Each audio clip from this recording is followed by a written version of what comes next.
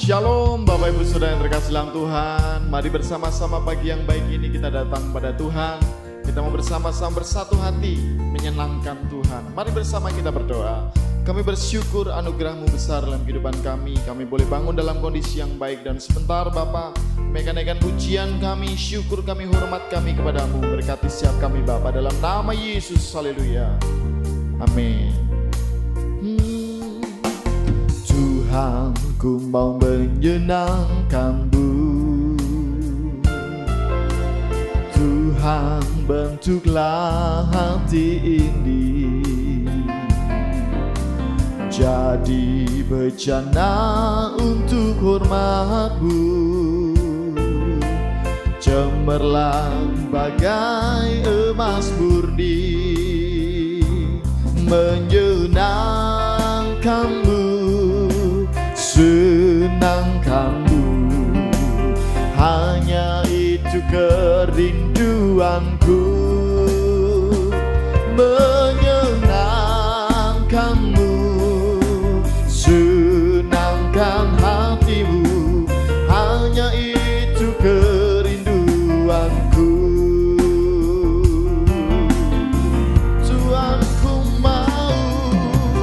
Tuhan, ku mau menyenangkan-Mu. Tuhan, bentuklah hati ini jadi bejana untuk hormat-Mu. Cemerlang bagai emas murni, menyenangkan-Mu, menyenangkan-Mu, senangkan-Mu. Hanya itu kerinduanku, oh, menyenangkan-Mu, senangkan hatimu. Hanya itu kerinduanku, menyenangkan-Mu, menyenangkan-Mu, senangkan-Mu.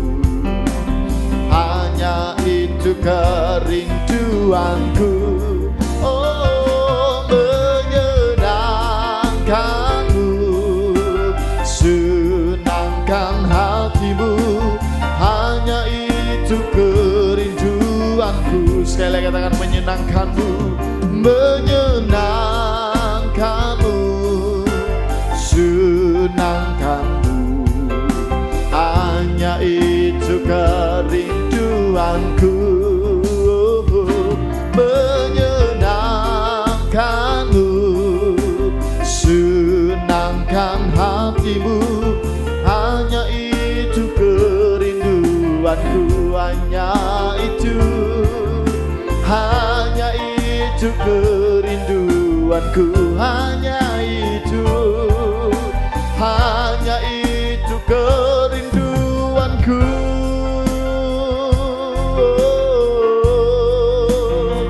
Kami rindu menyenangkan-Mu, senangkan hati-Mu. Haleluya, terpujilah Kau Tuhan, kekal selama-lamanya. Oh haleluya, terima kasih Tuhan, terima kasih Bapa. Oh haleluya, oh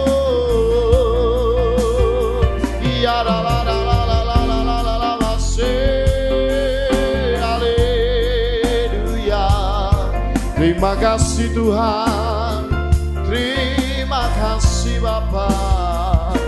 Haleluya, oh, makasih Tuhan. Kami bersyukur Tuhan, kami rindu senantiasa untuk menyenangkan hati-Mu. Biarlah melalui pujian kami Engkau disenangkan Tuhan. Sebentar kami akan mendengarkan kebenaran firman-Mu. Berkati setiap kami Bapa. Makasih Tuhan, dalam nama Yesus. Haleluya. Amin.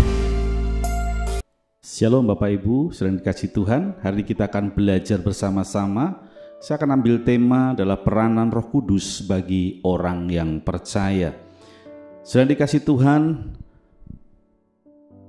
Allah Roh Kudus adalah pribadi Allah yang ketiga.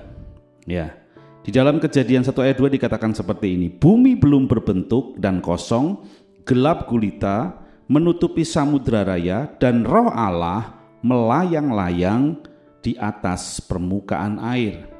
Pada dalam Yohanes 4 ayat 24 berkata, Allah itu roh, barang siapa menyembah dia harus menyembahnya di dalam roh dan kebenaran. Makanya saudara, kehadiran Roh Kudus itu memiliki banyak fungsi dan peranan di dalam setiap aspek kehidupan kita. Dan hari ini kita akan belajar bersama-sama beberapa peranan Roh Kudus dalam kehidupan kita sebagai orang yang percaya. Yang pertama, coba kita lihat di Yohanes 16 ayat yang ke-8. Dan kalau ia datang, ia akan menginsafkan dunia akan dosa, kebenaran dan penghakiman. Saudara dikasih Tuhan, ketika Roh Kudus datang, maka Roh Kudus itu yang akan menginsafkan dunia akan dosa. Sehingga orang itu benar-benar bisa menjadi pribadi yang sadar akan dosanya. Lalu peranan yang kedua saudara, coba kita lihat di Titus 3 ayat yang kelima. Titus 3 ayat yang kelima, demikian bunyi firman Tuhan. Pada waktu itu dia telah menyelamatkan kita, bukan karena perbuatan baik yang telah kita lakukan, tetapi karena rahmat-Nya oleh permandian kelahiran kembali dan oleh pembaharuan yang dikerjakan oleh Roh Kudus. Jadi bahwa setiap kita itu akan mengalami, kalau mau dipimpin dan disertai Roh Kudus secara luar biasa, maka kita akan mengalami yang dinamakan dengan menerimakan baptisan Roh Kudus. Beberapa tahun yang lalu saudara, saya mengalami kehidupan yang sebenarnya kehidupan yang tidak baik, ya, jatuh bangun dalam dosa dan sebagainya. Tapi ketika saya mulai percaya kepada Yesus, ya, saya mengakui Tuhan Yesus sebagai Tuhan dan Juru Selamat pribadi, kemudian saya dibaptis dan mulai belajar akan firman Tuhan. Dan suatu ketika saya mengalami yang dinamakan dengan baptisan Roh Kudus. Dan ketika saya mulai mengalami baptisan Roh Kudus, benar-benar ada kuasa yang boleh saya rasakan dalam kehidupan ini yang senantiasa mendorong untuk apa? Untuk terus bertumbuh dan berjalan di dalam kebenaran. Sehingga Pak Saudara, saya merasakan bahwa Roh Kudus itu ya mengerjakan pembaharuan dalam kehidupan saya. Sehingga kalau sampai hari ini saya ada sebagaimana saya ada, itu semua karena karya Roh Kudus yang memperbaharui kehidupan secara pribadi. Lalu peranan yang ketiga saudara, Yohanes 16 ayat 13 dikatakan seperti ini. Tetapi apabila ia datang, yaitu Roh kebenaran, ia akan memimpin kamu ke dalam seluruh kebenaran, sebab ia tidak akan berkata-kata dari dirinya sendiri, tetapi segala sesuatu yang didengarnya itulah yang akan dikatakannya, dan akan memberitakan kepadamu hal-hal yang akan datang. Coba kita lihat 1 Samuel 10 ayat yang ke-6.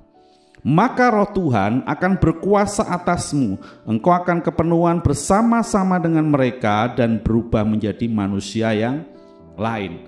Orang yang dipenuhi Roh Kudus, maka saudara, Roh Kudus itu akan memimpin ke dalam seluruh kebenaran kehidupannya. Dan saya percaya orang yang dipimpin oleh Roh Kudus itu akan diarahkan untuk memiliki kehidupan yang benar. Ketika kita menerima Tuhan Yesus, dikatakan kita itu adalah ciptaan yang baru. Yang lama sudah berlalu, sesungguhnya yang baru sudah datang. Jadi ketika kita menerima Yesus, kita menerima Roh Kudus, hidup kita pasti mengalami sebuah perubahan. Kita dikembalikan kepada patron kehidupan kita. Kita ini adalah manusia roh yang tinggal di dunia ini, manusia roh yang memiliki pikiran, perasaan dan kehendak yang diam di dalam tubuh. Jadi saudara, seharusnya memang ketika kita menerima Yesus, kita menjadi ciptaan yang baru. Hidup kita tidak lagi dipimpin oleh keinginan kita, dipimpin oleh kemauan kita, dipimpin oleh pikiran kita sendiri. Tetapi orang yang percaya kepada Tuhan Yesus dan hidupnya dipenuhi oleh kuasa Roh Kudus, maka dia akan dituntun oleh Roh Kudus untuk mengalami terus ke arah kebenaran demi kebenaran. Sehingga saya percaya bahwa hidupnya akan mengalami keubahan yang daripada Tuhan. Lalu yang keempat, peranan yang keempat, Yohanes 14 ayatnya yang ke-16.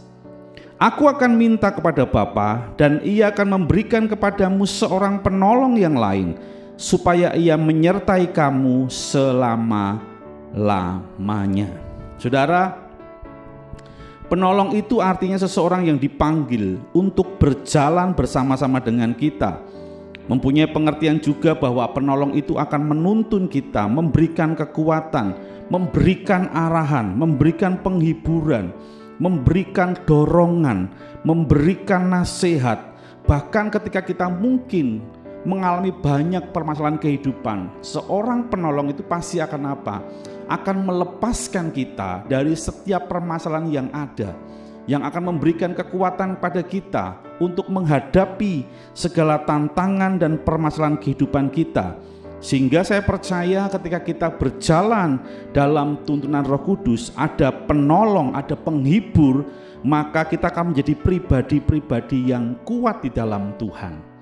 Pribadi-pribadi yang senantiasa dapat berjalan ya seperti apa yang Tuhan kehendaki. Sehingga saudara, saya percaya kalau di dalam hidup kita ada Roh Kudus, maka hidup kita pasti akan menjadi hidup yang luar biasa. Ada 4 hal yang saya bagikan hari ini. Peranan Roh Kudus yang pertama adalah menginsapkan dunia akan dosa.